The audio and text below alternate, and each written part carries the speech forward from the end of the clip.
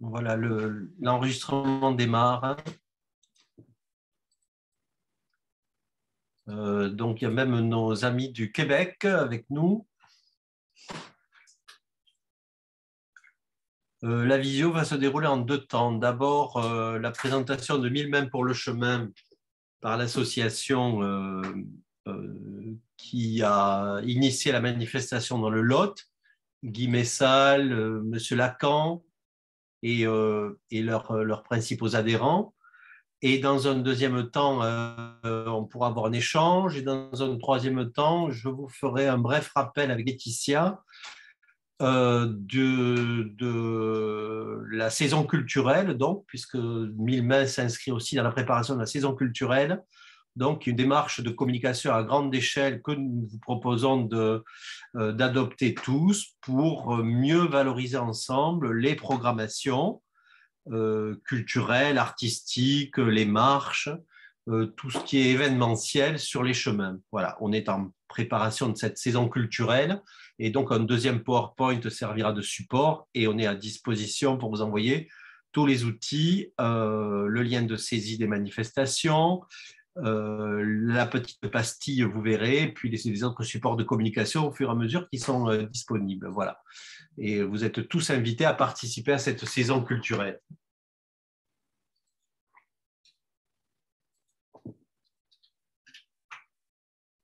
On va peut-être démarrer.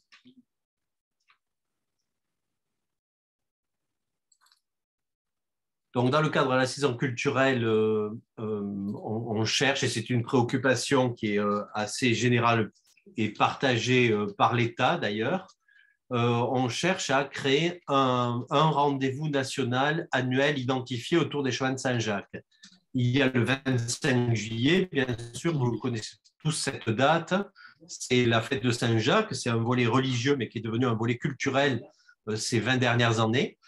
Donc, c'est un rendez-vous qui est au cœur de l'été et on cherche à susciter un autre rendez-vous un peu plus un peu plus hors saison, on va dire, et qui soit un rendez-vous qui soit la journée nationale des chemins de Saint-Jacques, une fête, un rendez-vous bien repéré et un rendez-vous qui fédère et qui nous aide tous à montrer que nous sommes acteurs sur les chemins. Voilà. Et donc, c'est cette idée, le prétexte nous est fourni par cette opération 1000 mains pour le chemin. Donc, je vais passer la parole à l'équipe du Lot qui va maintenant vous présenter cette démarche et dans laquelle chacun peut s'inscrire. Voilà, vous avez vu que par rapport à l'an dernier, vous avez à l'écran là le logo, on a légèrement modifié le titre et vous avez maintenant un logo identifiant de l'opération qui sera à disposition pour tous ceux qui veulent participer et décliner 1000 mains chez eux. Je passe la parole aux gens du Lot.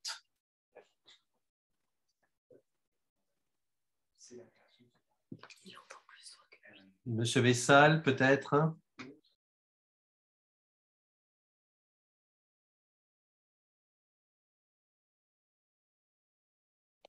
Est-ce que vous nous entendez?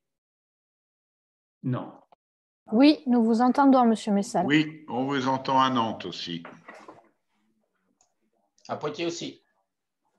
Ah, là, vous avez coupé le micro. Oui, j'ai recoupé le micro.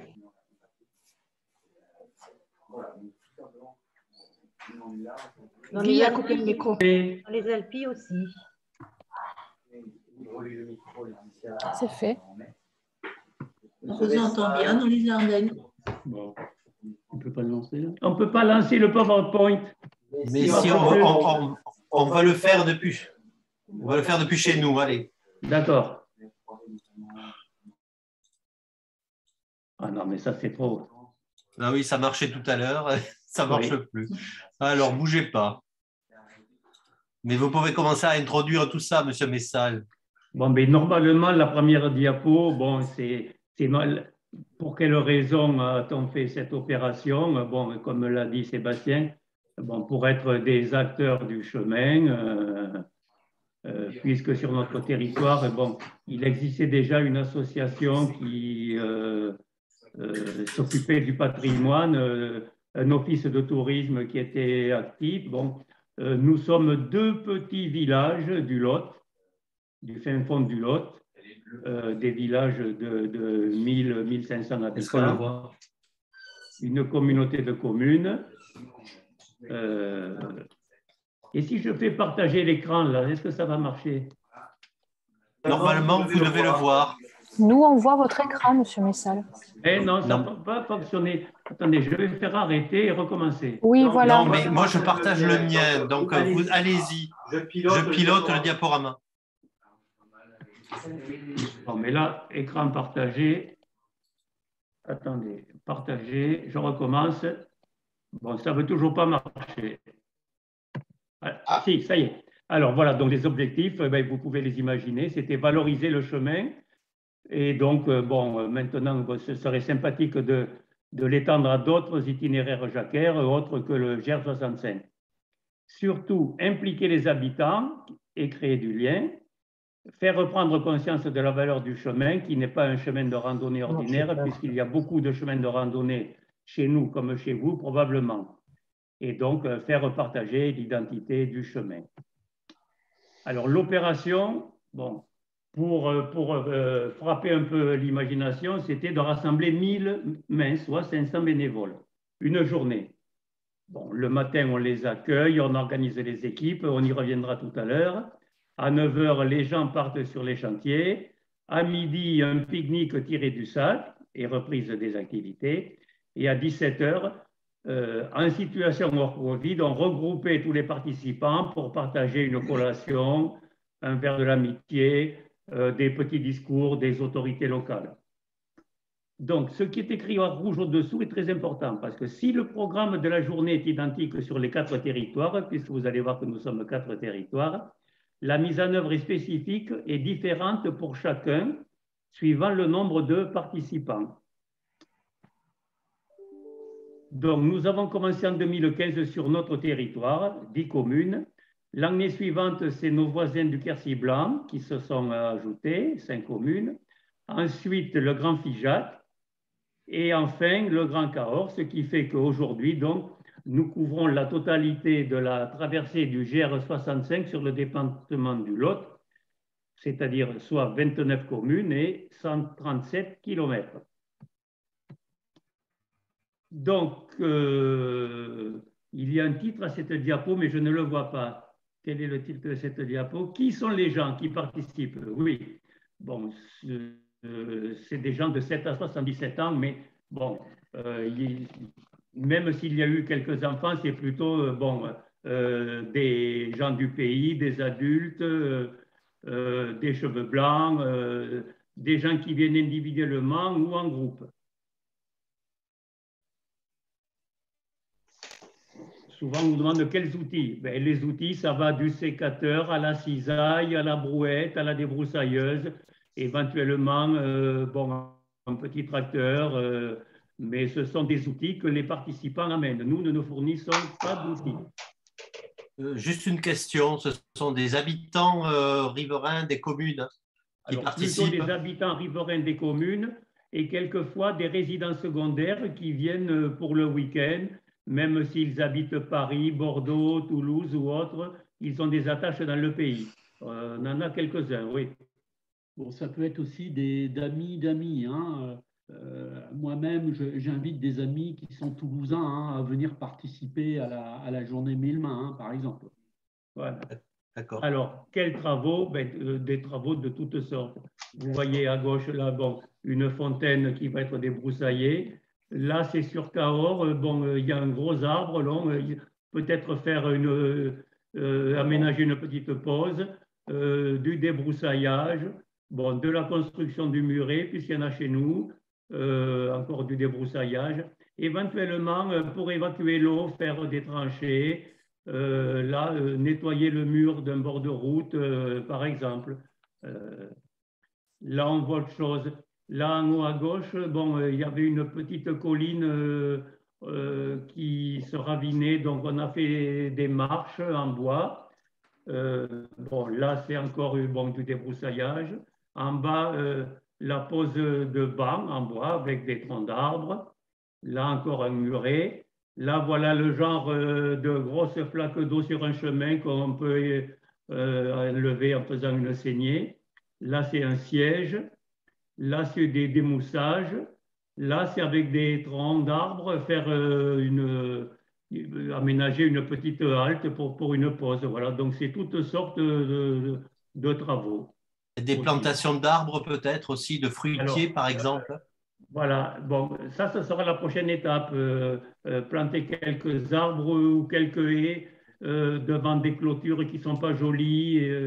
Ce sera une prochaine étape. Donc, l'idée générale, c'est l'entretien du chemin, enfin de l'environnement du chemin, on va dire. Voilà, voilà. Donc là, il y avait, au milieu, c'était un ruisseau qui traversait le chemin. On a fait une calade. Là, il y avait une croix avec un mur pas très joli, donc on a refait le mur.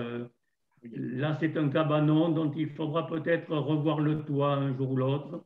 Là, c'est du nettoyage autour d'une croix. Là, il y a un moulin, peut-être que l'on entreprendra aussi un jour, mais là, c'est un gros chantier. Là, par exemple, c'est déplacer les poubelles aux côtés de la croix pour les mettre ailleurs. Voilà, mais bon, on a du petit patrimoine, des puits, des citernes, bon, tout ce qui est petit patrimoine que l'on peut améliorer. On est toujours sur le GR 65 là. Oui. Alors, bon,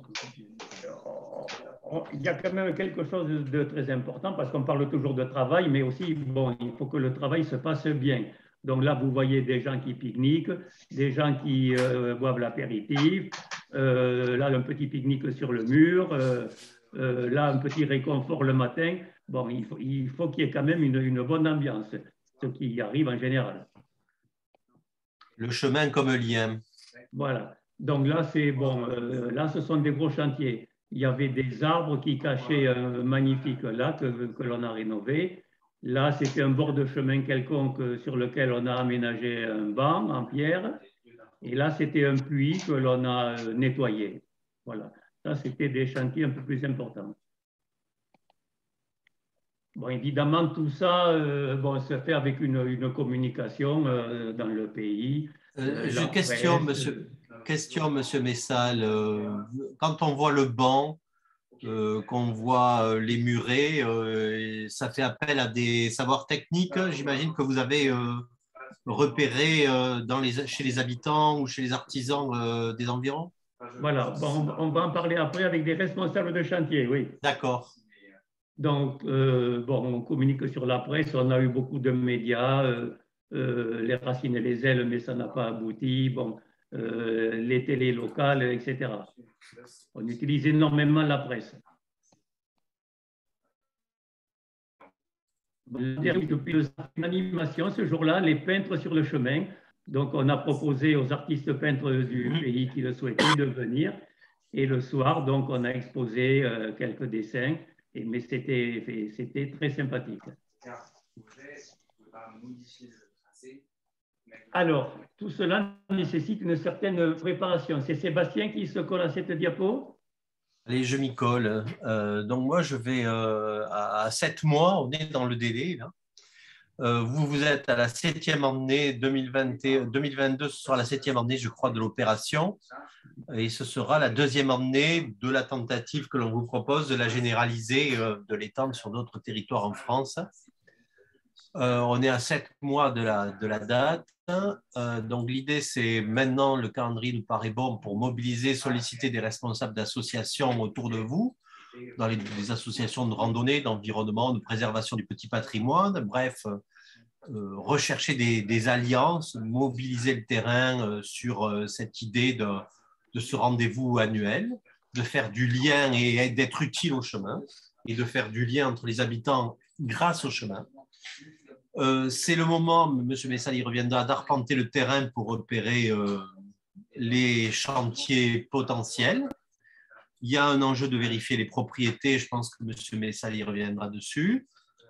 Les choses ne se font peut-être pas sans aide matérielle, aide de communication, aide financière, faire savoir. Et donc ça, c'est aller rencontrer le maire, l'élu en charge de la randonnée ou du patrimoine, la communauté de communes aussi, qui souvent à la compétence randonnée pédestre, patrimoine.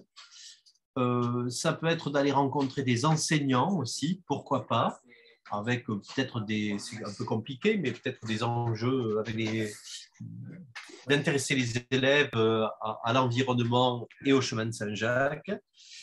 Les offices de tourisme, peut-être les approcher, discuter avec leurs responsables s'ils peuvent être des promoteurs, des communicants qui vont apporter un appui le moment venu.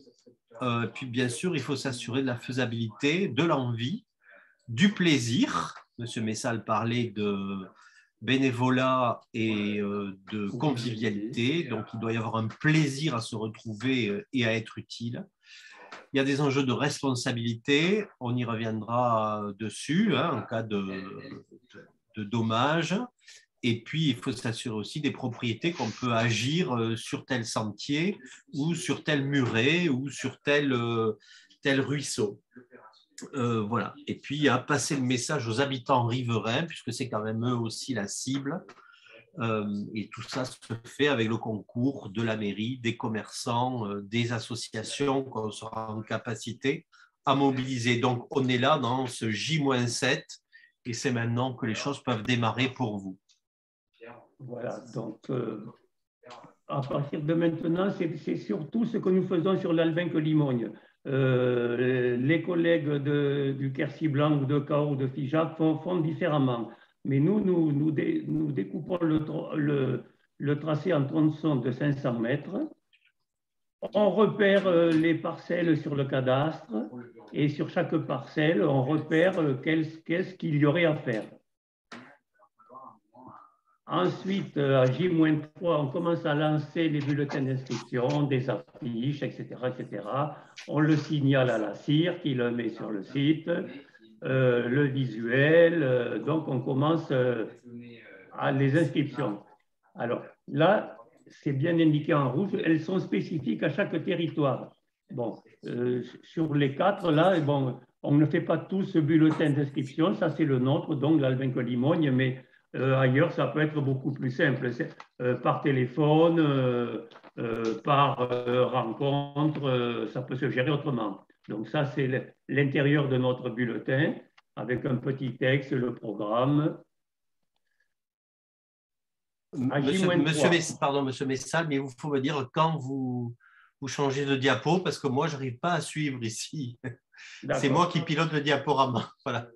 Donc là, vous avez à l'écran actuellement le dépliant des inscriptions de la manifestation. Mais il me semble que c'est moi qui manipule les diapos. Non, c'est moi qui les manipule. Ah bon? Voilà autre chose. Bon, donc à J-3, bon, ben, on a répertorié les tronçons et alors, bon, on regarde quel est l'intérêt de chacun, s'ils sont accessibles et quel nombre de personnes il nous faudrait. Voilà, la diapo suivante. Est-ce qu'on peut avancer? Bon, en fait, ce n'est pas Sébastien qui fait avancer, c'est nous. À J-2, voilà, on recherche des personnes qualifiées pour leurs compétences en travaux de vie, à leur capacité à gérer une équipe. Alors, les compétences en travaux, je dirais, ce sont des gens qui bricolent chez eux, qui savent utiliser leurs mains. Mais on ne demande pas de compétences particulières. Bon, certains sont plus ou moins qualifiés, savent bâtir un peu la pierre ou des choses comme ça. Et ensuite, gérer une équipe. Donc, quelques jours avant, on leur explique, soit par une réunion, soit par l'envoi d'une feuille de recommandation qui leur indique sur où sera leur chantier, avec la liste des travaux qu'ils auront à faire, voire le nom des participants. À J-2. Alors, de J-2 mois à 7 jours, oui, ben ça dure au moins pendant 2-3 mois. L'inscription des participants. Donc, les gens peuvent s'inscrire en individuel ou en groupe, par bulletin papier, par Internet, par Facebook. Et donc, à la fin d'une semaine avant, on récapitule les participants afin d'organiser les équipes. Voilà un exemple de feuille de travaux que nous faisons, nous, sur notre territoire. Bon, les autres ne font pas forcément la même chose, mais donc il y a le nom des participants et la liste des travaux qu'ils ont à faire par parcelle. À J-5 à 6 jours, donc, on répartit les participants par nombre et secteur. Donc, pour cela, nous avons une commission qui connaît le terrain et qui connaît beaucoup de monde, bien sûr. Et donc, on constitue des équipes en tenant compte, autant se faire de peu, de la nature du chantier, du souhait des participants et de leurs compétences. Mais ça, c'est très compliqué. Bon, le principal, c'est qu'on fasse des équipes avec un responsable de chantier et 4 à 8 personnes. Donc, comme chez nous, nous avons quand même un peu de monde, on fait des feuilles d'organisation par secteur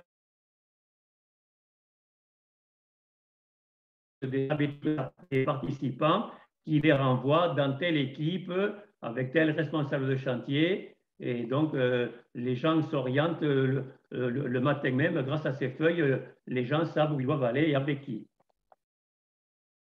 Donc, quelques jours avant, effectivement, bon, il y a une petite logistique à mettre en place à la salle des fêtes ou sur le lieu de rassemblement, qui va s'occuper du café d'accueil, qui va s'occuper du micro, qui va distribuer les feuilles et qui va préparer la collation finale. Ça, tout le monde sait le faire.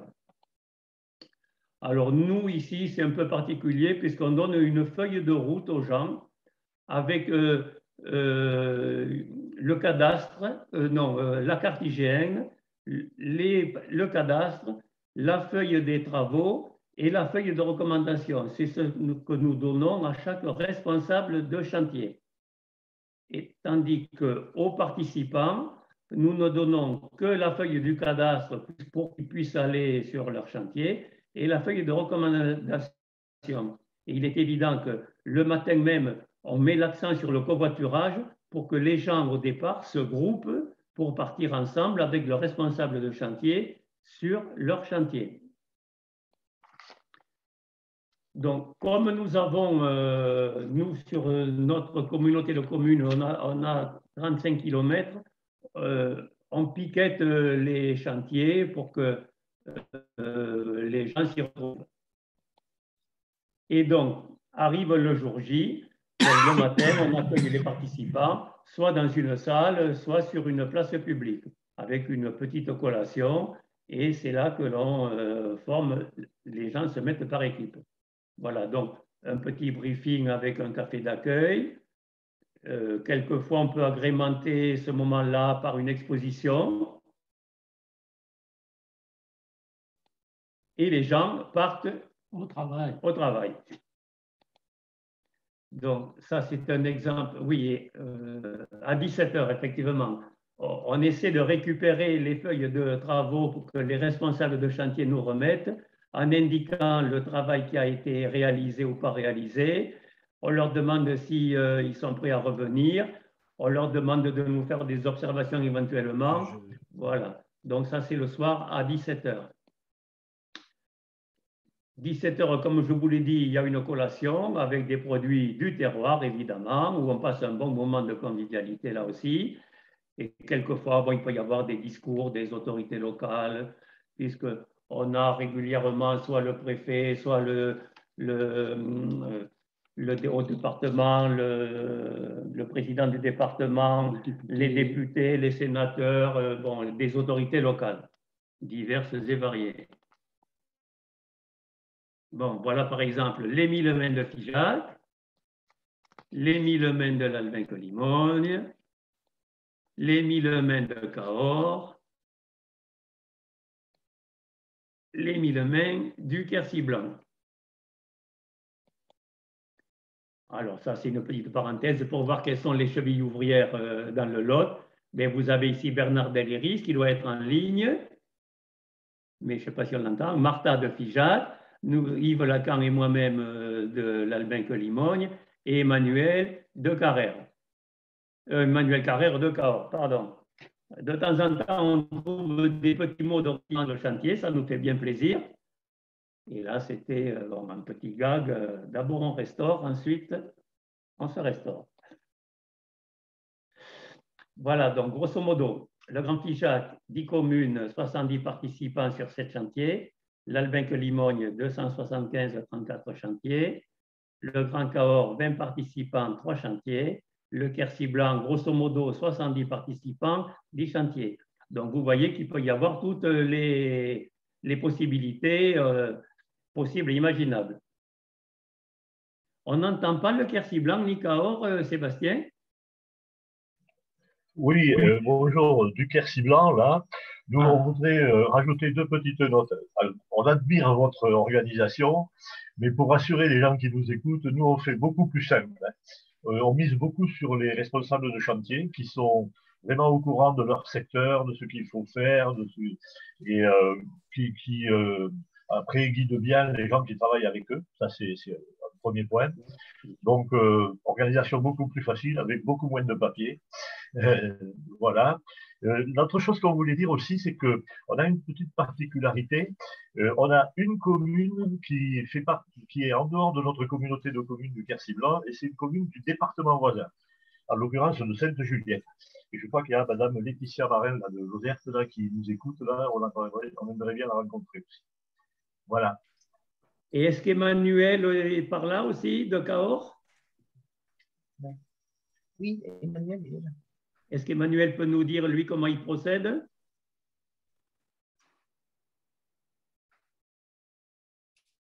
Alors, Emmanuel a disparu. Voilà, vous m'entendez? Oui. Très bien.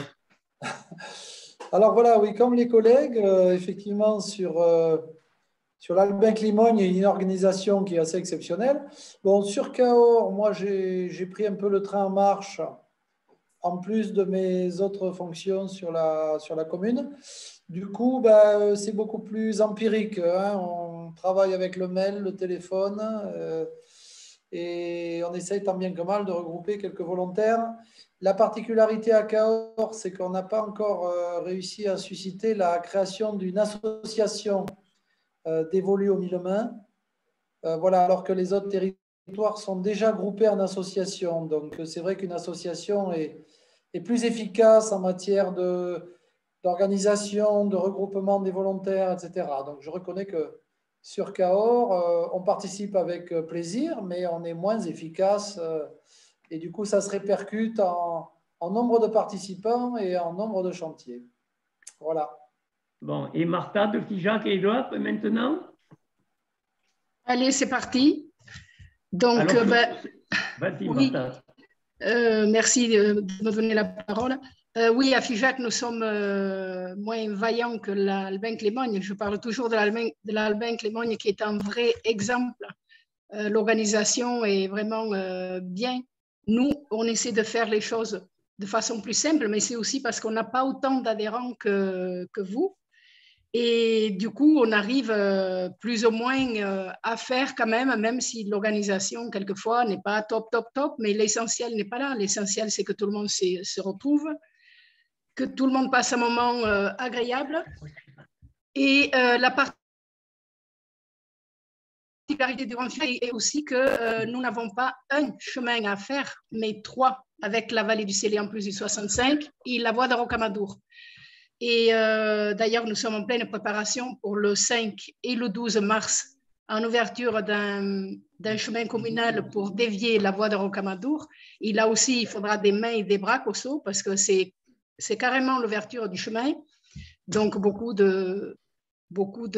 c'est très physique et il faut des bras costauds, des tronçonneuses, des débroussailleuses et tout est quanti. Donc voilà, nous faisons 3 voire 4 sorties dans l'année. Donc vous comprenez bien qu'on ne peut pas mettre autant de temps que Guy à préparer chacune des sorties parce que sinon on ne dormirait plus la nuit.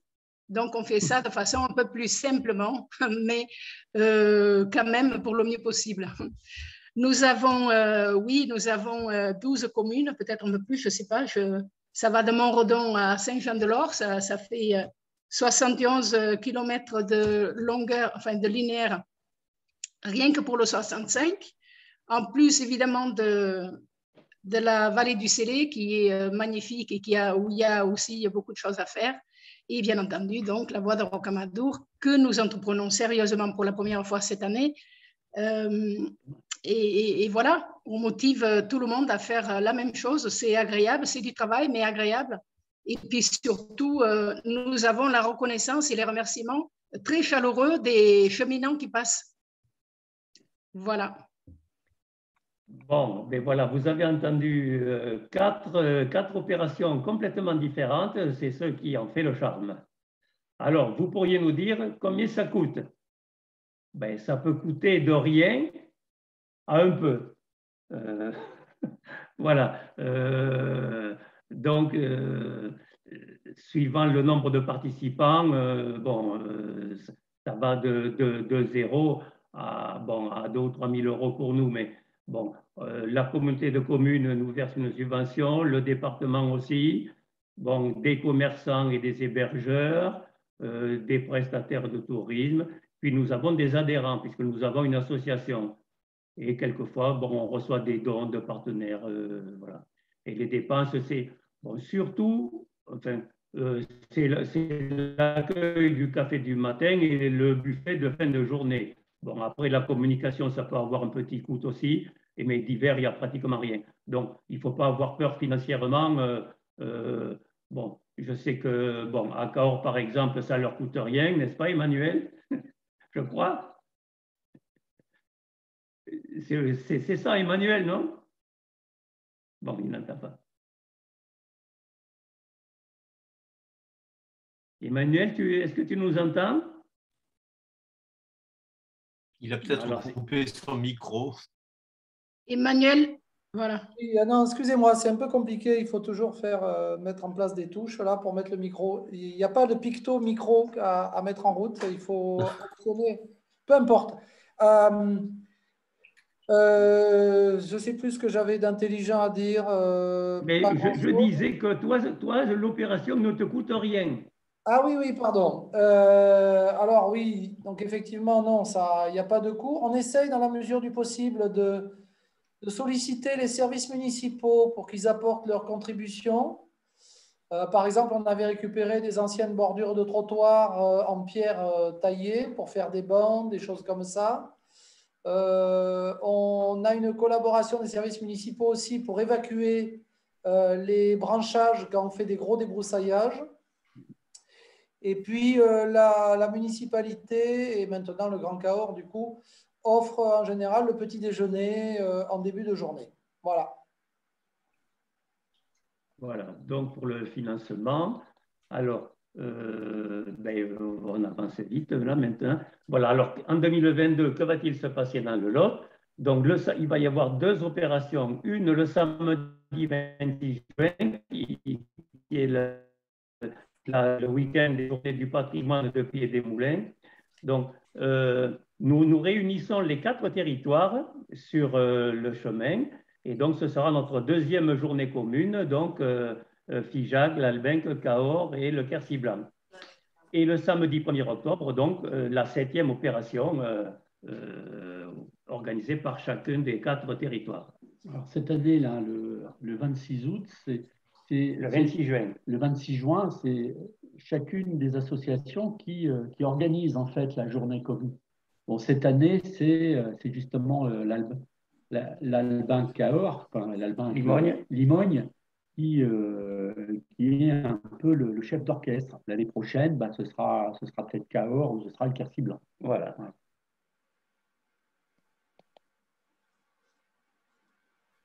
Donc maintenant, vous savez que cette action, on l'a présentée en 2015 au premier comité interrégional.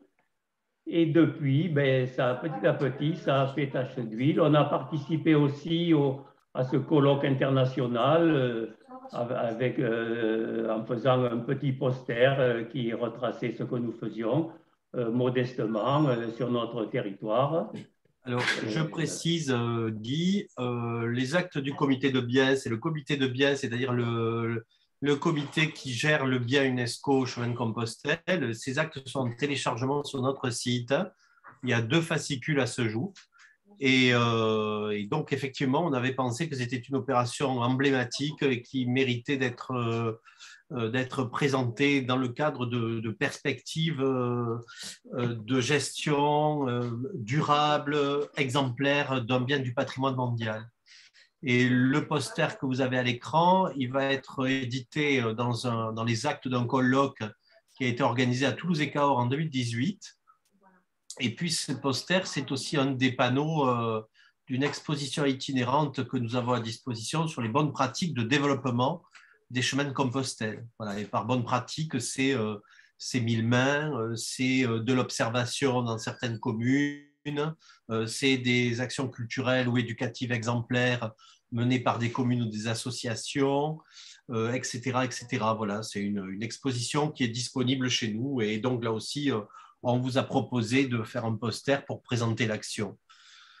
Cette collection de posters est en téléchargement sur notre site. Voilà. Il y a le contact d'ailleurs de M. Messal sur ce poster.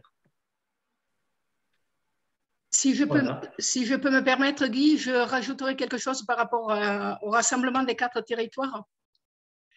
Juste pour ceux qui nous écoutent, je trouve cette opération ensemble très intéressante puisque, comme tu viens de dire, Guy, l'organisation de chacun d'entre nous est différente.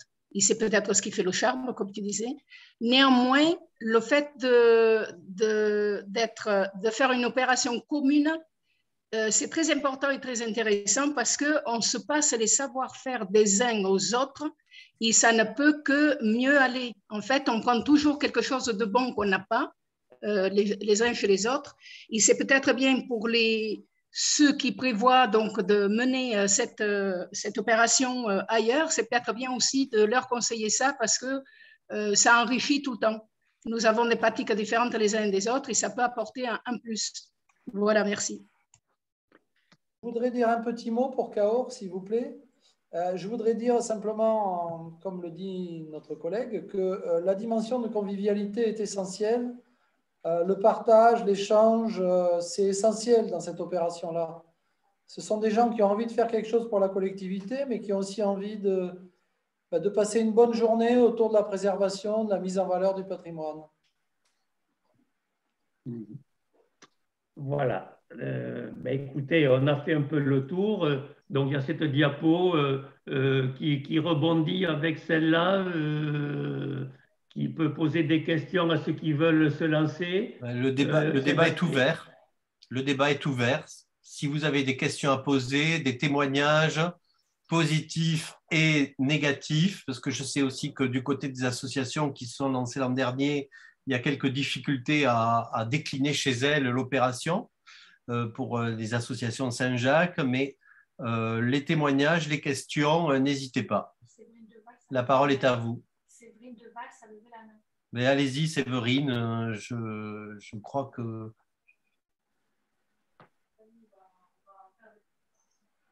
De l'organisation de la journée. S'il se passe quelque chose… On ne vous a pas entendu, Séverine, allez-y. En responsabilité, quelles sont les responsabilités sur la journée? Est-ce que l'association prend une assurance spécifique sur l'organisation de la journée? Si quelqu'un se blesse, est-ce que c'est la personne qui s'est blessée toute seule avec son matériel et qui du coup se responsabilise? Enfin, comment ça fonctionne? Alors, nous n'avons pas, bien que, bon, on a du monde, mais on est une association qui a une assurance qui couvre ses activités. Et donc, après, c'est la responsabilité individuelle de chacun. Comment on appelle ça dans l'assurance? La responsabilité civile de chaque participant. Même en tant qu'organisateur, vous organisez une journée, vous rassemblez les gens. Oui, mais si on n'a jamais eu d'accident, on touche du bois, mais bon, on fera jouer la responsabilité civile. Je crois qu'on le met sur notre bulletin d'inscription que les gens… nous, on a une assurance pour l'association. Je ne suis pas trop spécialiste des assurances, mais je ne pourrais pas trop vous en dire plus. Bon, nous, ce que l'on dit aux gens, c'est que chacun s'assure individuellement avec sa responsabilité civile. Alors, malheureusement, je peux mieux répondre à cette question. Voilà, puisque j'étais accidentée moi-même sur un chantier. Et c'est l'assurance 1000 mains que nous prenons. Nous sommes obligés, de toute façon, en tant qu'organisateur, avoir une assurance pour l'association. Et donc, en cas d'accident, de blessure ou autre, eh bien, on est pris en charge. Enfin, moi, j'étais à l'hôpital puisque je me suis cassé un poignet carrément. Donc, tant qu'à faire, il vaut mieux bien le faire. Et du coup, tout ce qui n'a pas été pris en charge par la sécurité sociale, c'est l'assurance qui complète. Voilà. Et en cas d'incapacité de travail, parce qu'on est salarié quelque part encore, ce n'est plus mon cas, eh bien, pareil, les indemnités journalières sont compensées par la complémentaire, par l'assurance de l'association. Voilà.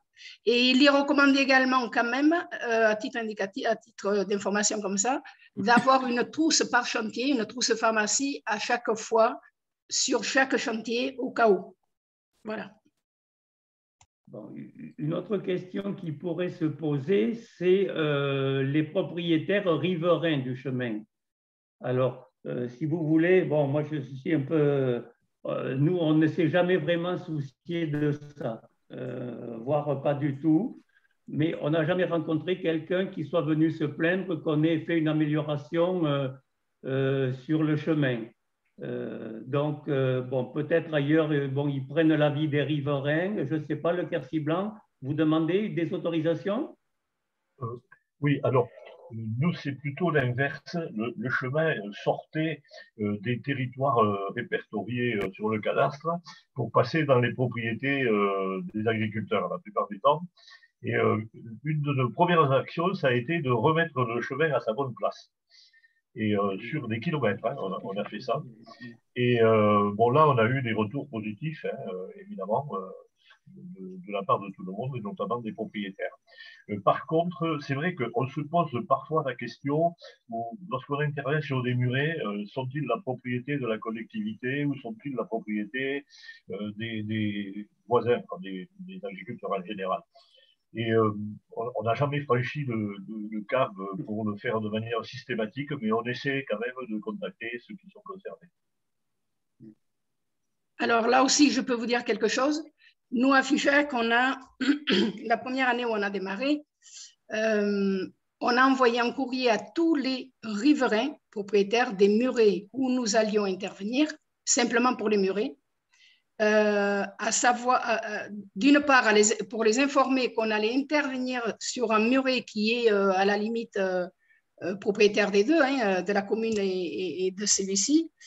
Et on a profité pour les inviter à participer à l'opération et demander s'ils étaient contre cette opération.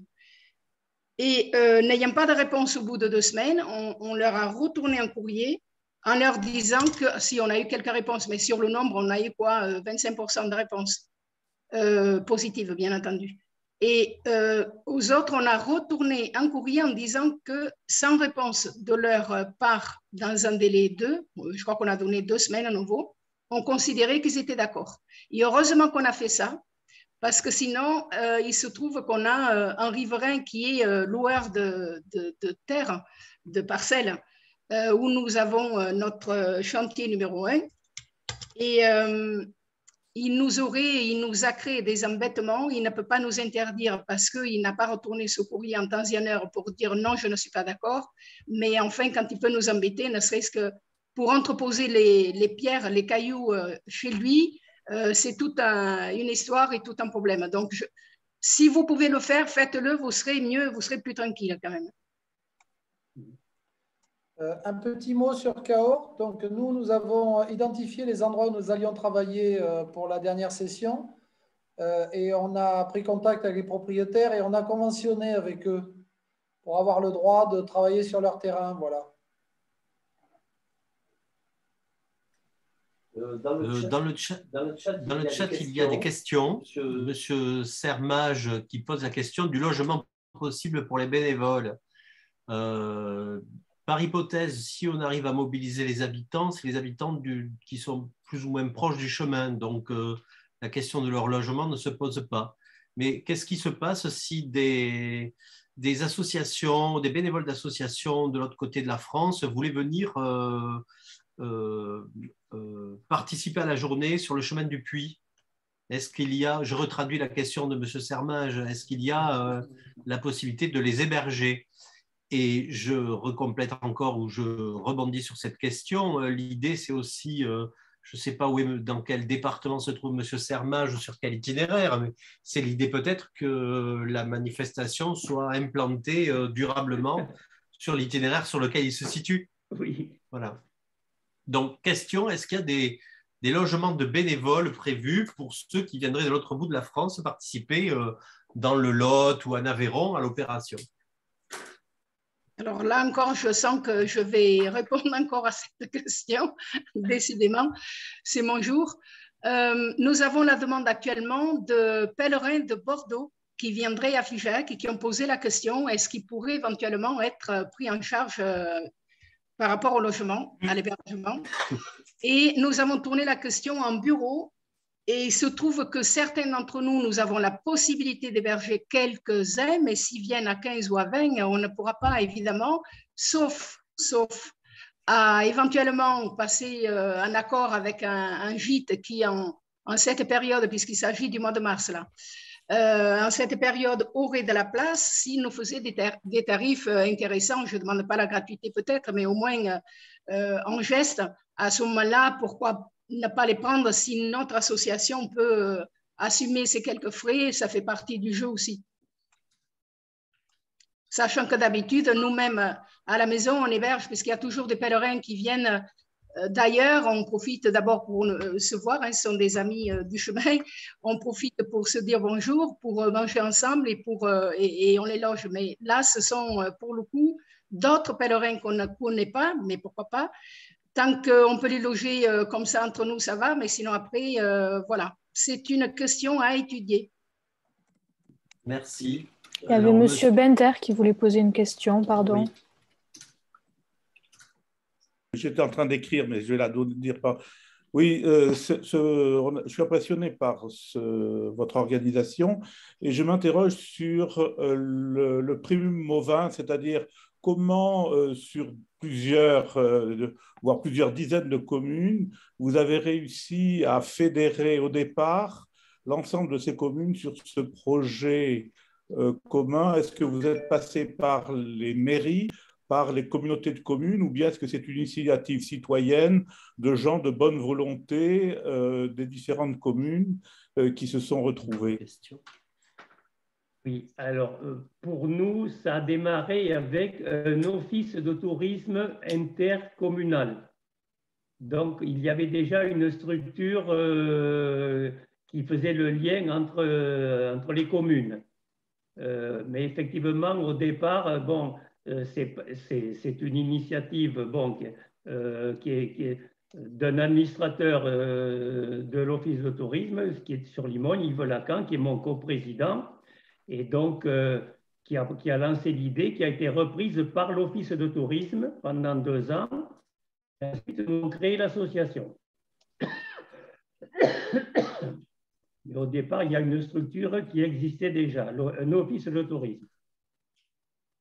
Ensuite, au niveau du conseil d'administration, nous avons à chaque fois un représentant de chacune des mairies qui est traversé par le GR.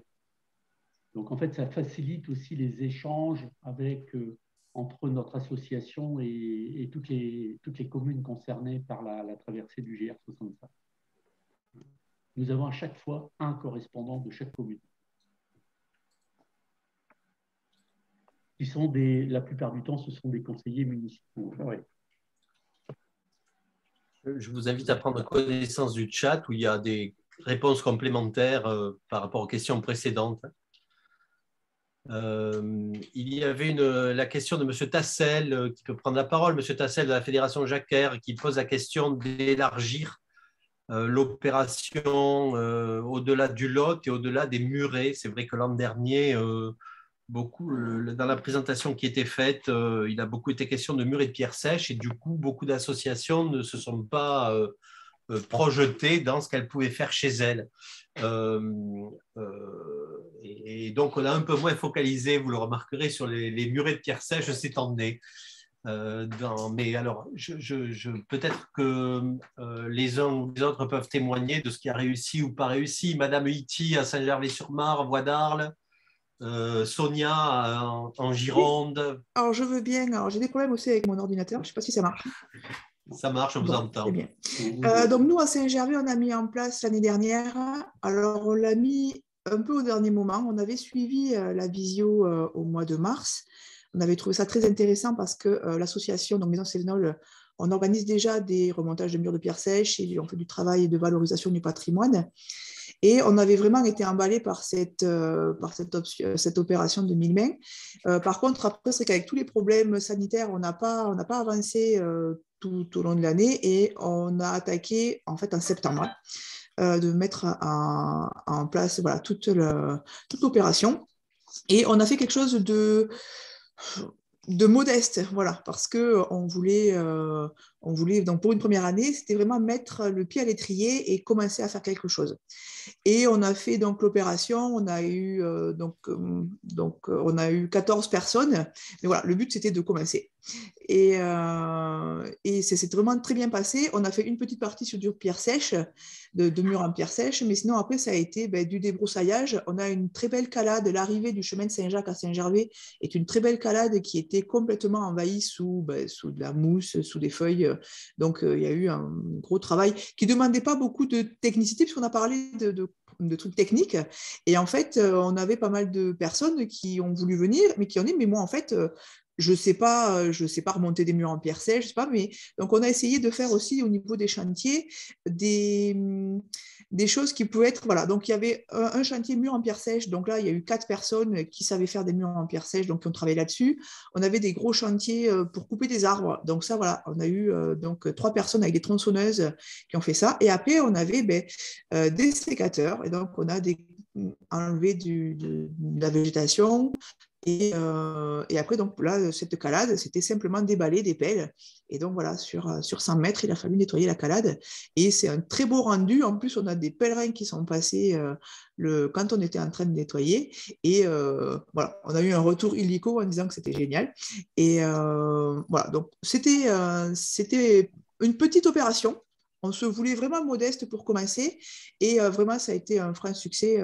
On était vraiment ravis. Et on va essayer cette année, donc, puisque moi, je travaille pour l'association, mais aussi pour l'Office de tourisme, de l'étendre. L'Office de tourisme, comme on a parlé là, va se servir surtout de lien. Mais donc, on va mettre en présence les différentes associations, puisqu'on connaît, donc là, nous, on est sur le nord de l'Hérault. Donc voilà, des associations, l'étape avant nous, donc c'est l'UNAS. Il y a plusieurs associations sur les Amis de l'UNAS, au Bousquet d'Orbe aussi. Voilà. Donc on va essayer de solliciter les associations pour qu'ils fassent comme donc nous, Maison Sévenol, on a fait sur Saint-Gervais, qu'eux, ils le fassent sur leur tronçon, sur leur commune. Voilà. Merci. Peut-être que Jacques Chauty peut témoigner de ce qui s'est fait à Paris, la ville capitale. On est loin des murets de pierre sèche à Paris. Oui, nous, ça nous était un peu plus difficile de remonter les murets de pierre sèche.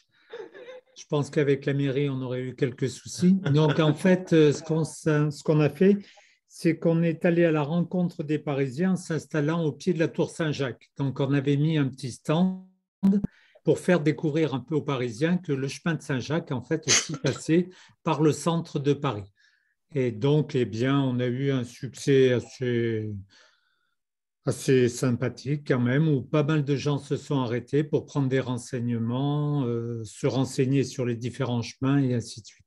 Voilà, ça a été une journée un petit peu d'échange. Alors pour cette année, on est en train de réfléchir soit de refaire la même chose, soit d'aller avec une communauté plutôt en périphérie, par exemple les Kouans, et faire une journée avec eux. Voilà. Et vous avez, je crois, monté 2 ateliers sur le balisage, et sur l'accompagnement handicap. Voilà, on avait monté un atelier balisage pour expliquer ce que c'était que le balisage, comment réaliser un balisage. Et puis, comme notre association organise tous les ans un pèlerinage avec des handicapés, donc qui dure 15 jours chaque année, on fait un tronçon du chemin de Compostelle. Donc, on avait amené une Joëlette avec la possibilité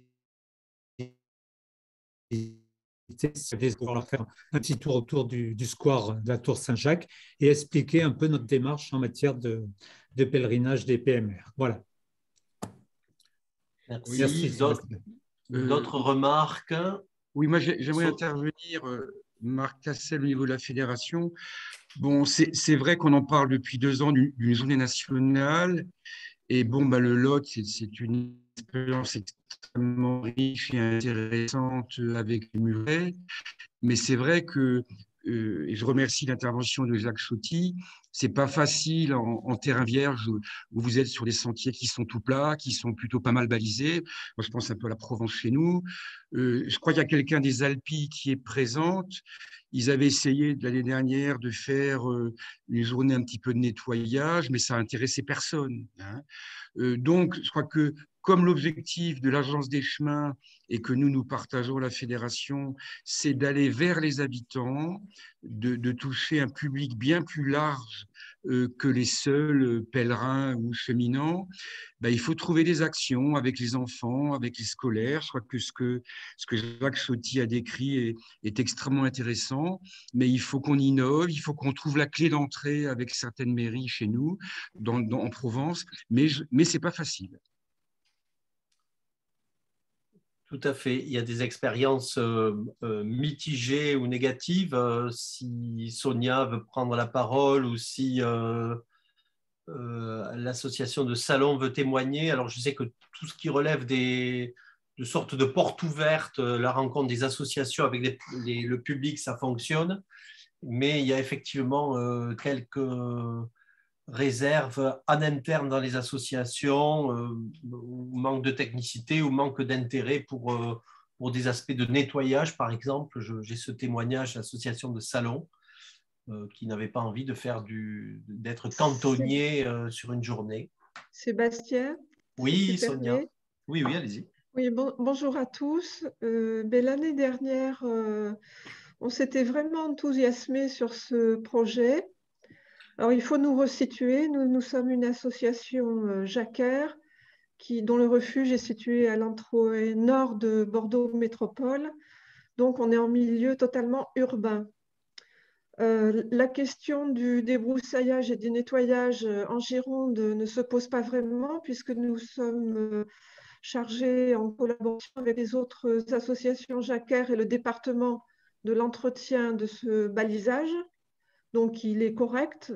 Enfin, à chaque période de l'année, on a des équipes qui vont vérifier sur le terrain pour voir si tout est correct. Donc, on ne pouvait pas choisir cet axe-là.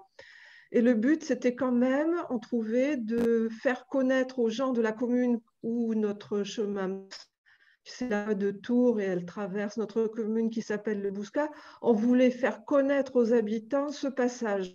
Et ben, je dois dire que ça a été un échec total malgré un labourage de plusieurs mois. Et on a été extrêmement déçus. Voilà. Alors, il faut dire que le samedi, ben, les gens en ville, quand ils ont travaillé la semaine, et ben, ils vont faire leurs courses, ils vont se balader ou n'importe quoi. Et puis, le chemin de Saint-Jacques, ils ne s'en sont pas préoccupés. Et pourtant, on avait fait du porte-à-porte, on avait fait de l'affichage. On a été bien soutenus par la mairie, mais ce qu'on avait envisagé, c'est-à-dire la mairie nous a offert le cloutage de la voie à travers la commune. Donc, on s'était dit, ben, on va inaugurer officiellement ce cloutage. Ben, ça n'a absolument pas pris. Les habitants ne sont pas venus du tout. Et ça a été quand même, faut le dire, une déception. Ben oui. Alors, du coup, ça a beaucoup refroidi tout le monde parce que ça a été beaucoup d'efforts pour aucun résultat. Et du coup, cette année, on se demande si on va refaire quelque chose et comment on va le refaire si on refait quelque chose. Enfin, certainement pas en milieu urbain, ça c'est certain. Voilà. Moi, je peux aussi témoigner, s'il vous plaît.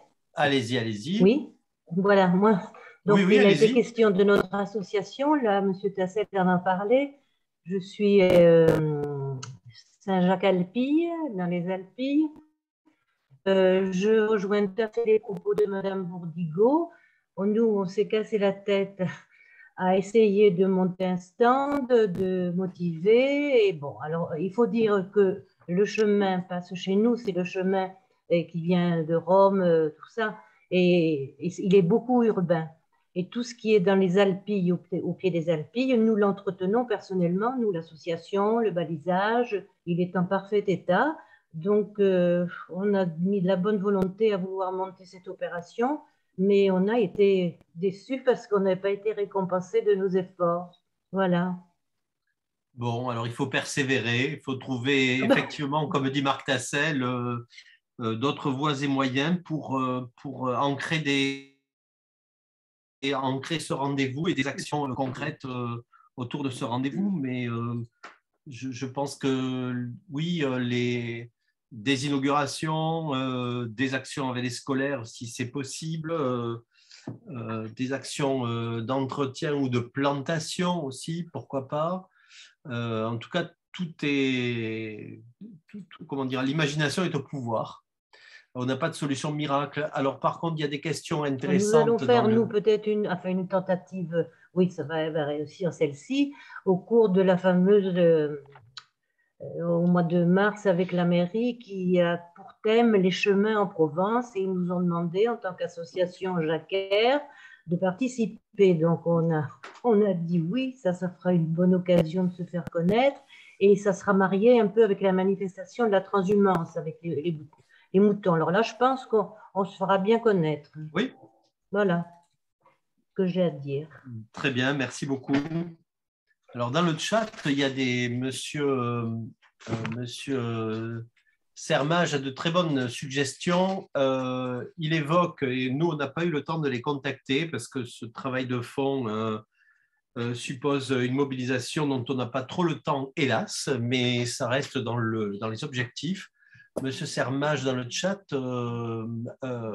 suggère d'aller à la rencontre des associations qui ont déjà des habitudes d'intervention sur le petit patrimoine, le patrimoine vernaculaire ou le grand patrimoine aussi. Il parle de Rempart, 300 associations de restauration à travers la France. Il y a des associations Concordia également qui sont sur le modèle de Rempart, des associations qui fédèrent des jeunes publics pour des chantiers de restauration. Et on a approché pour la deuxième année la Fédération Patrimoine Environnement, dont peut-être certains d'entre vous sont membres, la fédération elle-même n'étant pas du tout réactive, je tiens à le préciser ici. On les a quand même informés, on va poursuivre l'approche de ces associations de patrimoine pour justement les mobiliser aussi, et puis c'est peut-être aussi aux associations de toute nature à les contacter chez vous, plus près du terrain. Vous serez peut-être plus efficace que nous dans ces prises de contact.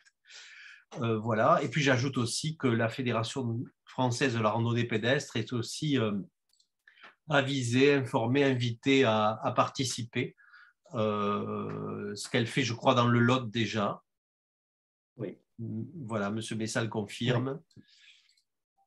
Oui. Voilà, donc c'est aussi un vivier de bénévoles, évidemment, et de gens qui ont des compétences et un intérêt pour le chemin.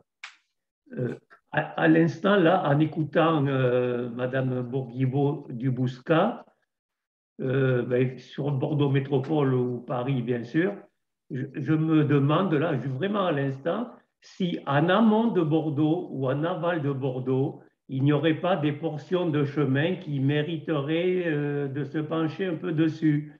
Effectivement, ça va vous sortir du Bouscat, mais je ne suis pas persuadé qu'un peu plus bas, au sud de Bordeaux, il n'y ait pas des chemins qui méritent pas peut-être de voir de plus près. Je ne sais pas ce que vous en pensez. Je me permets de vous répondre. Comme je le disais tout à l'heure, on a des équipes. On a 3 voies en Gironde, la voie du littoral, la voie de Tours avec ses 2 branches et la voie de Vézelay.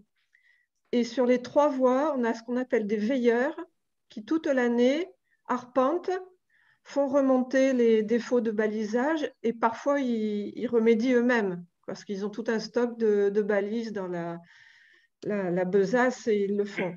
Donc, vraiment, je ne crois pas qu'on puisse prendre cette thématique-là pour cette journée du 2 octobre.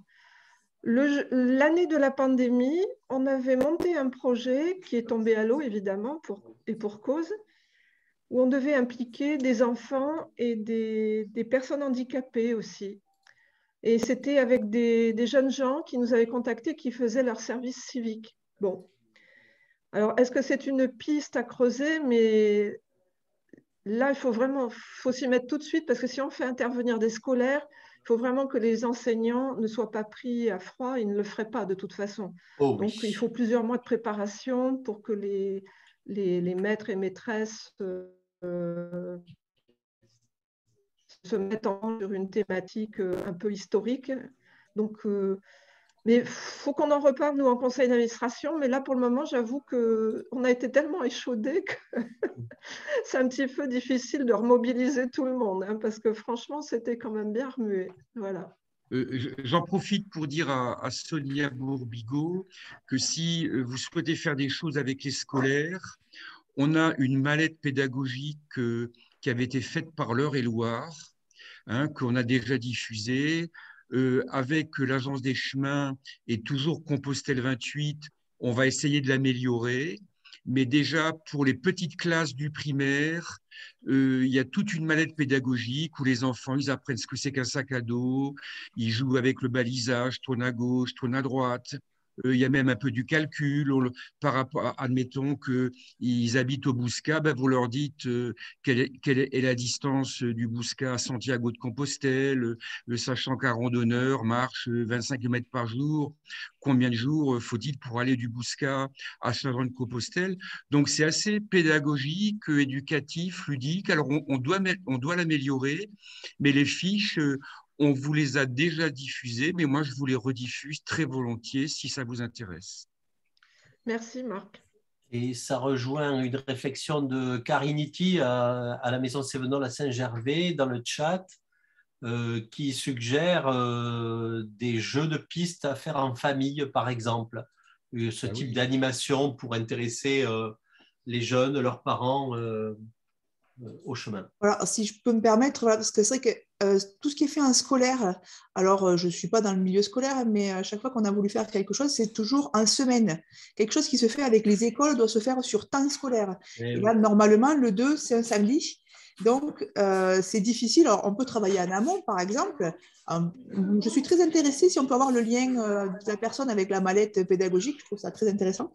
Mais donc, par contre, voilà, c'est pour ça après que nous, on essaye de travailler sur des jeux de pistes parce qu'on s'est rendu compte que c'est quelque chose qui intéresse beaucoup les gens. Et donc là, de mettre en avant, peut-être, c'est vrai que ça demande du travail de créer un jeu de piste, mais nous, c'est ce qu'on a fait une fois pour les journées des associations, pour les journées du patrimoine, en septembre. Donc, on avait fait un jeu de piste patrimoine dans le village pour essayer justement de sensibiliser les enfants. Et après, voilà, donc nous, pour le 2 octobre, c'est vrai qu'on a du matériel, on a de quoi nettoyer. Parce que nous, des murs et de la broussaille, on en a pas mal. Par contre, voilà, je me disais qu'en ville, c'est vrai que je comprends tout à fait l'optique de vouloir faire quelque chose, mais on ne peut pas les nettoyer, Alors voilà, le jeu de piste, c'est quelque chose qui marche bien là, en ce moment, mais en tout cas, par chez nous, ça marche très bien. Voilà. Pour ce que venait de dire Madame, moi je rajouterais la mallette pédagogique. Ce qu'ils ont fait, c'était assez astucieux, c'était fait avec la mairie. Et donc, je me souviens plus trop si c'était pendant les jours de l'école, ici ou ça, mais le week-end, il y avait une exposition, les parents étaient invités, et tout ce petit monde-là a fait une randonnée découverte. Donc, c'était pas que l'école, hein, c'était aussi les familles, dans un esprit d'ouverture, au-delà de l'école stricto sensu. Voilà, souvent, c'est ce qui marche, puisque nous, on a travaillé aussi comme ça en patrimoine avec l'école, tout à fait à part. C'était sur des chauves-souris. Ils ont travaillé à l'école sur temps scolaire avec le CPIE. Et nous, avec l'association Maison Sévenol, on a fait une journée, donc c'était un samedi, avec une conférence. Et là, les enfants, et on a exposé les travaux des enfants. Et ça marche très bien, en fait, quand ils travaillent à l'école, les enfants, sur un sujet. Quand le samedi, ils sortent les parents et les grands-parents pour venir voir le travail qu'ils ont fait justement à l'école. Et c'est quelque chose justement en lien du coup avec une assoce, puisque donc nous, on n'a pas travaillé à l'école, nous, on a pris le relais après le samedi. On a exposé les dessins des enfants dans le musée et on a fait la conférence, ce truc. Et ça, par contre, c'est quelque chose qui peut marcher bien, quoi. Merci beaucoup. Vous avez à l'écran, on va passer 10 minutes, si vous êtes d'accord, sur les petits rappels pour la saison culturelle. Vous avez à l'écran le contact de l'association Mille Mains pour poser des questions ou échanger avec eux. De toute façon, tout ce PowerPoint, le deuxième PowerPoint que je vais vous présenter, on va vous les adresser. Tout ça va être mis en ligne sur la page dédiée sur notre site internet, la page dont vous avez l'adresse à l'écran d'ailleurs, chemin-compostelle.com/mille-main-pour-le-chemin. Donc, toutes ces ressources-là vont être mises en ligne ou peuvent vous être envoyées à la demande. Et j'ai noté, Monsieur Tassel et moi, on va vous envoyer la mallette pédagogique à Karine Iti. Voilà. Alors, si vous êtes d'accord. Je veux bien aussi, Sébastien, la mallette pédagogique, s'il te plaît. Oui, d'accord. Alors, Merci. il se trouve qu'il y a deux mallettes pédagogiques. Il y a celle qui est en restructuration un petit peu par l'association Compostelle 28. On suit ce chantier et elle a un grand intérêt, c'est qu'elle s'adresse au jeune public pour lequel il y a vraiment très, très peu de choses. Et puis, il y a une deuxième mallette pédagogique. Il se trouve qu'en Occitanie, c'est propre à cette région, il y a un concours scolaire prix du patrimoine mondial et que donc, dans le cadre de ce concours scolaire, il y a les chemins de Compostelle. Et donc, on a été amené à recenser des ressources utilisables directement par les élèves du collège au lycée ou utilisables par les enseignants. Ces ressources sont dans un petit document qu'on a appelé mallette pédagogique aussi, donc on va pouvoir vous l'envoyer. C'est un inventaire de ressources pour le coup, ce n'est pas un ensemble de travaux qui sont proposés. Et puis on a sur notre site internet aussi, on a une rubrique, je ne sais plus comment on l'appelle, éducation, jeunesse ou pédagogie, vous irez voir. Et dans lequel on a proposé un certain nombre de contenus très liés au patrimoine mondial pour certains, mais pas que. Voilà, donc on recense des ressources, des exercices, il y a des supports qui sont réalisés pour la découverte d'une église ou la découverte du chemin par des services Ville et Pays d'Art et d'Histoire. Par exemple, on en a recensé quelques-uns dans cet espace qui est accessible à tous, dans l'espace professionnel de notre site internet. Voilà. Alors, si vous voulez bien, je vais passer donc au petit rappel sur la saison culturelle, puisque ce qu'on vous propose, voilà, j'espère qu'on est en plein écran. Laetitia, tu peux me dire comment je fais pour le partager, ça? J'arrive pas à le partager.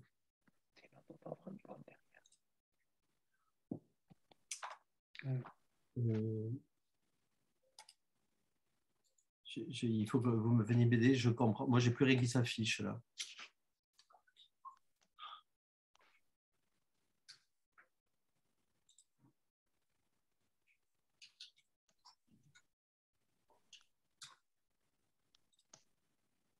Alors, ça va venir.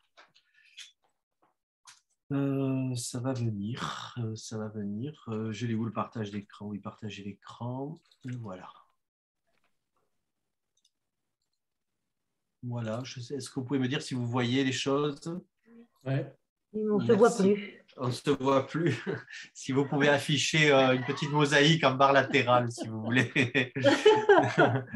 Non, on va faire bref. La saison culturelle 22, donc c'est vraiment ce que je vous disais tout à l'heure, l'idée de fédérer les manifestations pour avoir un impact plus fort sur les chemins de Saint-Jacques. Donc, il y a cette opération nationale, ce rendez-vous annuel que l'on vous propose de participer et de construire avec vous.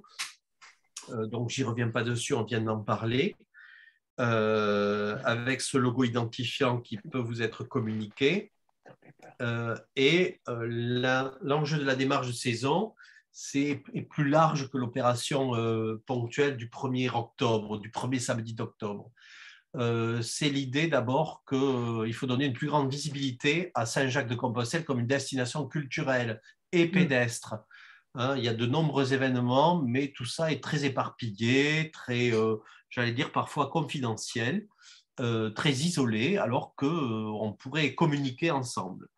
L'événement national fédérateur, ben, c'est 1000 mêmes, mais ça peut être aussi d'autres opérations. Il y a l'idée aussi, troisième enjeu important, c'est de substituer à l'isolement, à l'éparpillement et à finalement l'invisibilité de beaucoup de choses, de beaucoup de bonnes choses. Ben, il y a l'idée de décloisonner, de faire réseau, de coopérer, de partager les bonnes pratiques et les ressources. Il y a beaucoup de ressources qui existent, il y a beaucoup de bonnes choses qui se font et qui ne méritent qu'à prospérer et être mieux partagées. C'est l'idée aussi de la mise en visibilité des reconnaissances culturelles internationales. Quand les Lotois mettent en place 1000 mains, quand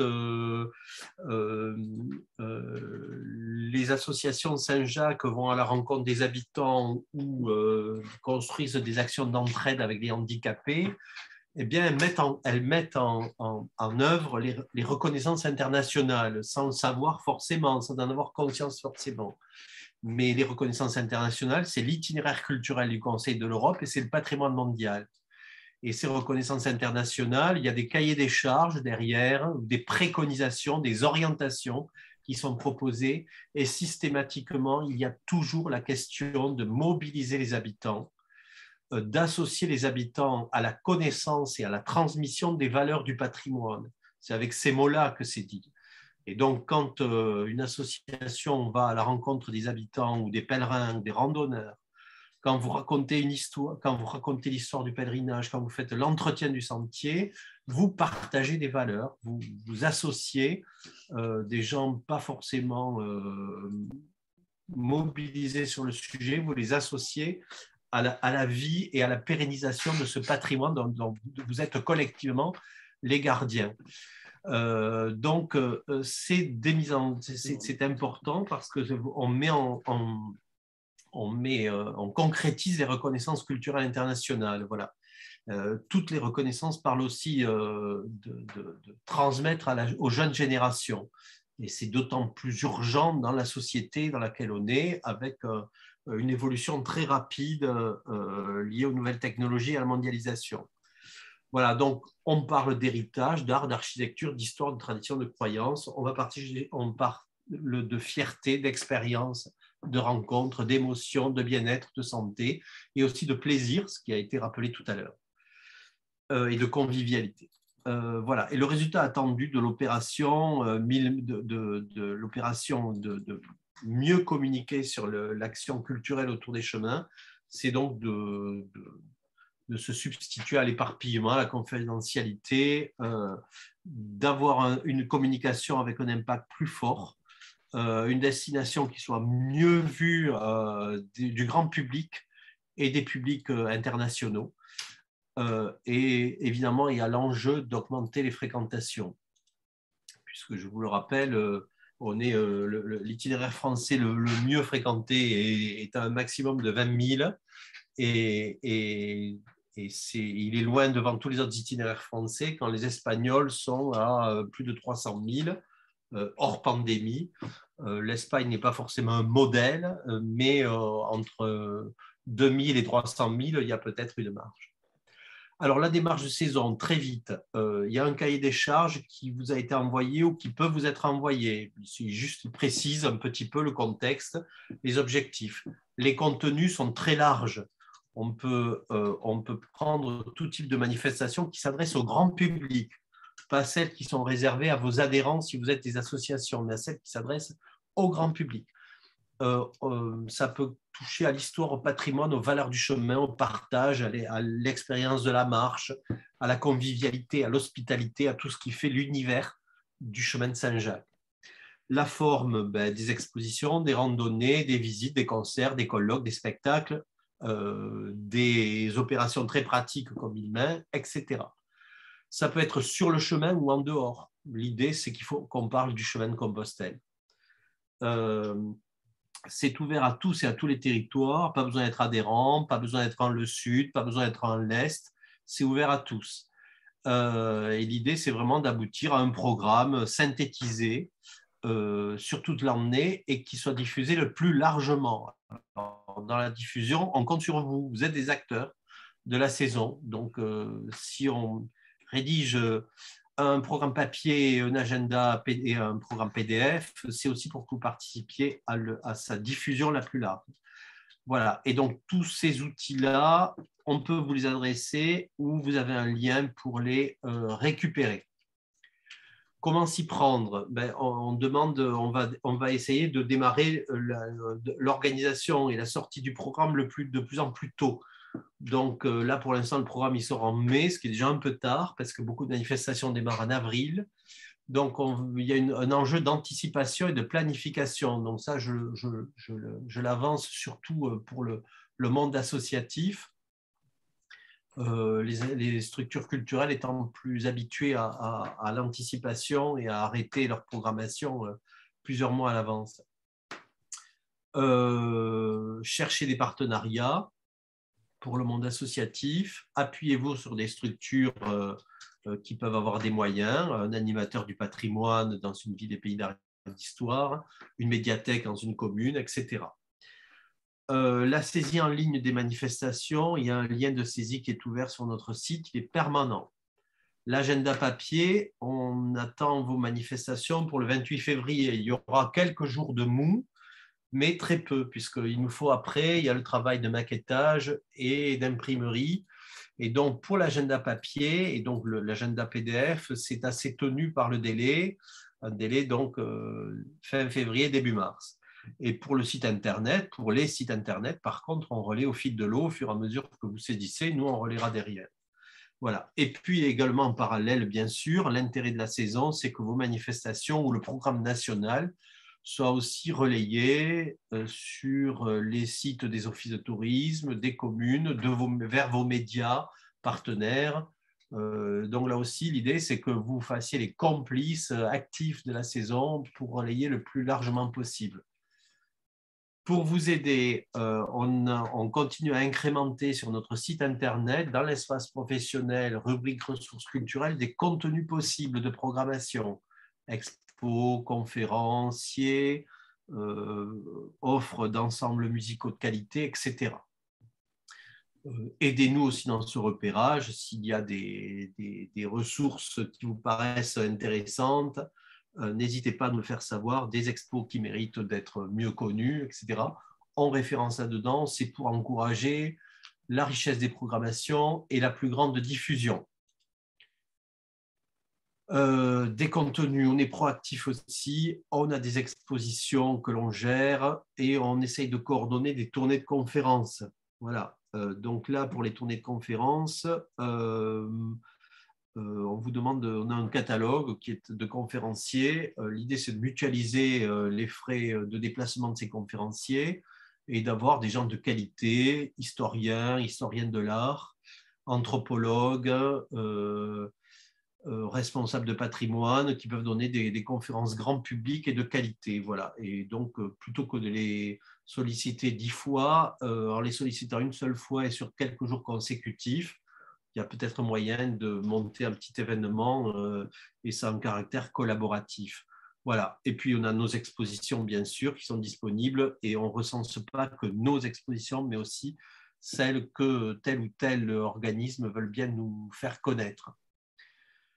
Voilà. Le soutien à la communication, Laetitia va vous en dire un mot, puisque c'est avant tout une opération de communication, cette saison culturelle. Merci. Oui, vous m'entendez bien ? Oui, donc la communication très importante pour pouvoir relayer vos manifestations, que ce soit 1000 mains à la pâte ou d'autres manifestations, hein, comme on l'a dit.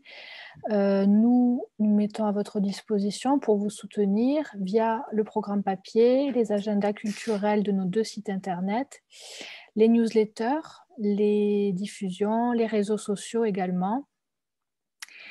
Et vous avez à nouveau le lien du site internet pour saisir les manifestations, hein. Ce lien-là, n'hésitez pas à nous le redemander ou alors il est sur notre site internet. Tu peux avancer, Sébastien, s'il te plaît. Voilà, vous avez à l'écran le petit pictogramme de la saison culturelle 2022 que nous vous envoyons dès que vous nous signalez vos manifestations, ce petit pictogramme voilà, qui sera commun à toutes les manifestations de la saison dans cette démarche de communication commune. Nous mettons également à votre disposition des affiches que nous pouvons personnaliser. Nous vous fournissons des programmes papier, des cartes postales ainsi que des affiches.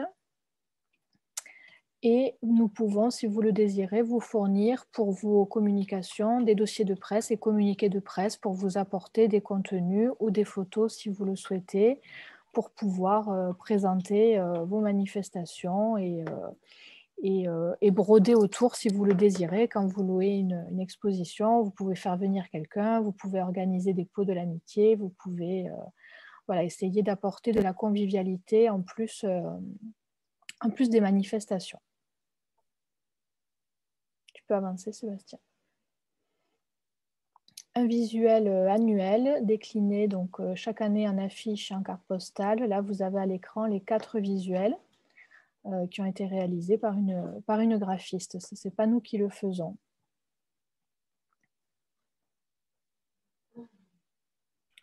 Le programme de la saison culturelle 2021, l'année dernière, nous l'avons présenté par itinéraire pour montrer un petit peu la diversité des manifestations, pour montrer que c'était national, hein, c'est ça qui est important, montrer les chemins partout en France et ce qu'il s'y passe.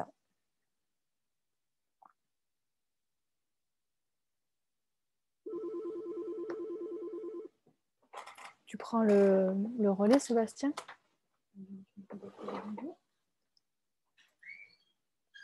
Oui, donc en plus des outils de saisie, de l'édition, affiches, cartes postales promotionnelles, programme papier, programme PDF. Donc vous avez de manière permanente nos 2 dossiers de presse qui proposent des éléments de communication que vous prenez pas, que vous pouvez largement diffuser. L'idée aussi, c'est que vous vous empariez vous-même dans vos propres supports des visuels que nous proposons. La pastille, par exemple, qui identifie que vous participez à cette saison, que vous pouvez intégrer à votre site internet sur vos supports de communication en propre. Voilà, c'est vraiment le succès reposera sur un effet de masse et de répétition dans la durée.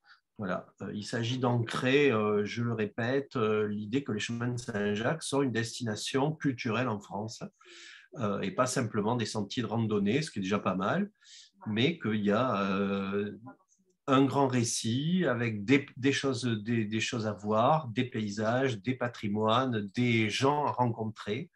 Voilà, et tout ça se déclinant dans cette opération de long terme qui s'appelle la saison. Voilà, alors que l'on construit, sur laquelle, je veux dire, on investit de l'argent, vous l'imaginez bien, c'est en gros un budget à 8 000 € et qui est mis à votre disposition pour être efficace. Voilà. Sur les relais, il est important que ceux qui participent relaient le programme national sur vos propres supports, vers vos propres journalistes, vers vos adhérents quand vous êtes des associations ou vers vos administrés quand vous êtes des communes. Et de même, nous, derrière, nous relayons via le site, via la page Facebook, 6300 abonnés, via Instagram, qui est un compte qu'on essaye de développer en audience. Et puis, nous avons une lettre d'information gratuite qui est diffusée à 29 000 destinataires grand public et 4 500, en gros, acteurs des chemins. Voilà. Donc, si vous ne recevez pas ces lettres, vous pouvez aussi vous abonner.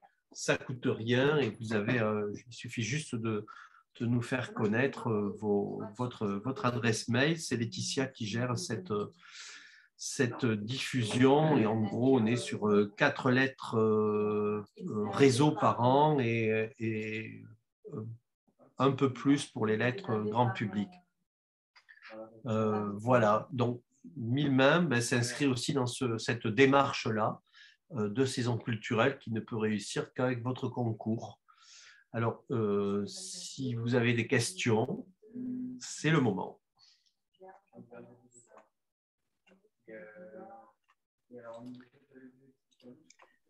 J'ai une proposition à faire à tous ceux qui nous écoutent et notamment à ceux qui projettent de créer ou de recréer ou en tout cas de maintenir une association Mille Mains.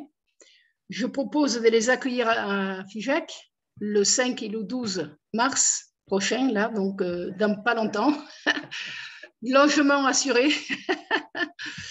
Voilà, pour venir prendre un petit peu, voir un petit peu. Moi, je trouve que c'est intéressant quand même. C'est pas pour forcément le coup de main qu'ils nous apporteraient, mais c'est pour l'expérience qu'ils en tireraient. Et parce que je trouve que c'est toujours intéressant d'aller voir ailleurs ce qui se passe pour mieux démarrer chez nous. Voilà, c'est un appel qui vaudra ce que ça vaudra. Bonne initiative, Martha. On va mettre votre contact dans la diffusion post-réunion, si vous êtes d'accord. Madame Morin voudrait la parole. Oui, oui, allez-y. Ah. Alors, bonjour tout le monde.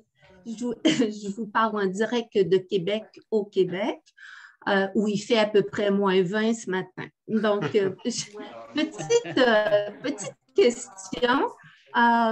Vous savez qu'il y a quand même plusieurs Québécois et Canadiens qui vont sur les chemins, surtout celui en France et en Espagne. Et je me demandais si on a des pèlerins qui sont intéressés à donner un coup de pouce au niveau de la revitalisation du chemin pendant quelques jours.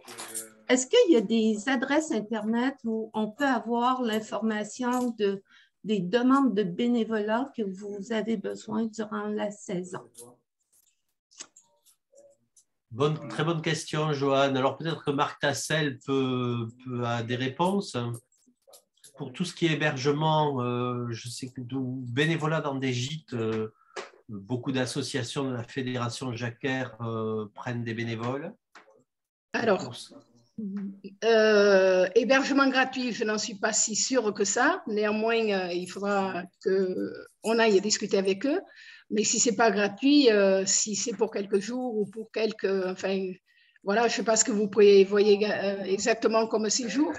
Mais ça peut s'arranger soit chez l'habitant entre nous bureaux, soit dans des gîtes négociés. Voilà, il n'y a pas de souci. OK. Et est-ce qu'il y a quand même comme Mille Mains, je trouve l'action très, très extraordinaire, ce qui se fait, mais est-ce qu'il y a d'autres actions comme celle-là qui se font à travers la France où des pèlerins du Québec pourraient participer? Marc, peut-être, vous avez une réponse? Moi, je me sens un peu à court parce que pour Madame, notre fédération, elle regroupe 50 associations jacquaires réparties sur toute la France. Et ces associations sont totalement autonomes et indépendantes. Bon, par contre, vu ce que vous avez dit, on commence à avoir une coordination pour recenser et organiser les hospitaliers qui vont tenir les hébergements. Là, il y a une coordination et il y a une personne qui s'en occupe chez nous qui s'appelle Gilbert Planchat. Ce qui ferait peut-être, c'est que Laetitia Marin ou Sébastien Pénary m'adressent vos coordonnées et je vous mettrai en relation avec lui. On a au moins un fichier des hébergements et un appel à candidature pour les hospitaliers, donc pour que ce soit cohérent et bien organisé. Et puis, naturellement, on peut diffuser les informations que vous venez de citer, on peut les diffuser dans notre réseau, ça naturellement. Et après, ça serait à chacun, si ça l'intéresse, de vous répondre. Mais écoutez, quand j'aurai vos coordonnées, je vais vous adresser un mail, ainsi qu'à Gilbert Planchat qui s'occupe de ce sujet. Parfait, merci bien. Petite question. Juste, pardon, Johanna, donc, réponse complémentaire. Ça, c'était la question des hospitaliers. On va faire le nécessaire pour que Marc puisse vous joindre. Pour ce qui est du patrimoine, c'est plus compliqué parce que d'abord, il n'y a pas forcément de coordination. Deuxièmement, il y a des associations très structurées en France qui s'appellent qui gère des chantiers de bénévoles internationaux qui s'appellent Rempart, Concordia, mais c'est des chantiers qui ne sont pas forcément en lien avec le chemin de Saint-Jacques, loin de là. C'est des chantiers sur des monuments souvent ou sur du petit patrimoine vernaculaire. Donc là, il faut, là, nous, on ne peut pas grand-chose. Il faut directement traiter avec ces associations. Ou bien il y a là l'initiative Mille Mains. Mais pour l'instant, je ne vois guère autre chose. Et sur le sentier lui-même, l'entretien courant, le paysage repose souvent sur les bénévoles des associations de la randonnée pédestre, et donc il y a, comment dirais-je, ils ont leur propre organisation, leur propre programmation. Il n'y a pas des chantiers qui dureraient plusieurs jours et qui justifieraient le déplacement du Québec. C'est trop, à mon avis, trop ponctuel et trop morcelé pour. Enfin voilà, mais je peux me tromper, mais je le vois comme merci. ça. Voilà. Dernière petite question, vous parliez des hospitaliers. Est-ce que on entend souvent que on demande que les bénévoles aient une formation comme au niveau de l'hospitalité? Est-ce que c'est le cas en France? Je sais qu'en Espagne, c'est souvent requis, mais est-ce qu'en France, c'est plus ouvert? Sans handicaper, sans comment dirais-je, taire la question, est-ce que ça, je pense que vous pourriez avoir un échange direct avec Marc Tassel, un peu en dehors de la réunion. Et ça, vous pourrez le voir avec Gilbert Planchat, mais la réponse est assez simple. De plus en plus, il y a des formations à l'accueil et à l'hospitalité. Mais on est obligé d'appeler ça de la sensibilisation parce que nous ne sommes pas du tout habilités à délivrer un diplôme quel qu'il soit. Mais c'est vrai, bon, moi, à titre personnel, parfois je le déplore un peu, il y a de plus en plus la volonté d'avoir eu une formation pour pouvoir être hospitalier, alors qu'on pourrait estimer que quelqu'un qui a fait le chemin, ben, il connaît bien un petit peu les besoins et les questions de l'hospitalité. Mais ça encore, ça sera dans l'échange de mails que nous allons avoir. D'accord, merci beaucoup. C'est une question qui est intéressante parce que comment concrètement, enfin, comment des bénévoles qui sont dans un gîte peuvent assurer efficacement l'information des pèlerins qui arrivent à partir du moment où ils ne sont pas du coin, à partir du moment où ils sont là que pour un court séjour. Je pense à Moissac, par exemple, qui a un lieu d'accueil qui se succèdent les bénévoles hospitaliers. Et ce sont des gens qui viennent des quatre coins de France. Donc, à mon avis, il leur faut une petite formation préalable quand ils arrivent pour un peu maîtriser qui, quoi, où dans Moissac, voilà, pour être efficace le jour où ils ont la question des pèlerins. S'il y a des questions sur la saison culturelle, sur Mille Mains encore, personne ne... En fait, juste par rapport, donc si l'opération Mille Mains, elle n'apparaît pas dans le... C'est quelque chose qui est à part de la saison. Pas du tout, c'est-à-dire qu'on va inclure, pas du tout, Dans le programme, vous allez les... Ben, on va, dans le programme de saison, on va inclure quelque chose un texte générique qui annonce le 1er octobre et qui soit un peu un texte passe-partout. Et qui va renvoyer sur notre site internet et sur le site internet également de la Fédération Jacquère. Et c'est là que dès que vous, dans les 3, 4, 5 mois qui viennent, vous avez localisé votre contenu de manifestation, le lieu, vos partenaires, etc., nous, on va alimenter notre site internet et puis on communiquera complémentairement en septembre là-dessus. Voilà. Ce sera sur notre site internet et il y aura juste une présentation générique sans les détails sur le programme qui sortira, lui, au mois d'avril-mai. Voilà, parce que donc d'ici le 28, on n'a pas à donner... Ben oui, c'est normal. Pour Madame Joanne Morin, comme il fait très très froid au Québec, elle a peut-être le temps un peu d'aller sur les sites internet. Hein, je vous donne celui de notre fédération. C'est FFACC, Fédération française des Amis des Chemins de Compostelle. Et le site, c'est www.compostelle-france.fr. Vous aurez déjà beaucoup de choses par rapport aux questions que vous avez soulevées. Compostelle France. Merci beaucoup. Merci beaucoup. Parfait, merci beaucoup Marc. Il me semble que j'allais oublier de vous dire. Oui, et donc, je réinsiste, quoi que vous fassiez pour Mille Mains ou pour une programmation quelconque à un moment donné sur la thématique Saint-Jacques, le lien de saisie, vous allez le retrouver dans le PowerPoint qui va vous être envoyé. Et puis, n'oubliez pas qu'on a la date de fin février, début mars pour boucler le programme papier. Voilà. On a envie que ce programme soit de plus en plus riche grâce à vous tous, d'une année sur l'autre. C'est aussi une façon de promouvoir le chemin, de promouvoir les associations, voilà, et puis de faire rayonner tout ça. On est bon? Monsieur Messal? Tout à fait. Bon. Merci. Bon.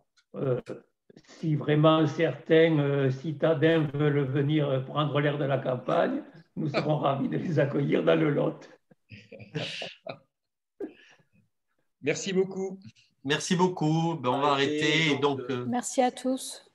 Merci beaucoup. Si vous ne recevez rien d'ici demain, merci, au revoir. Merci, à demain Guy. Au revoir. Et on va faire le... Guy, à demain. À demain, si vous voulez bien. On est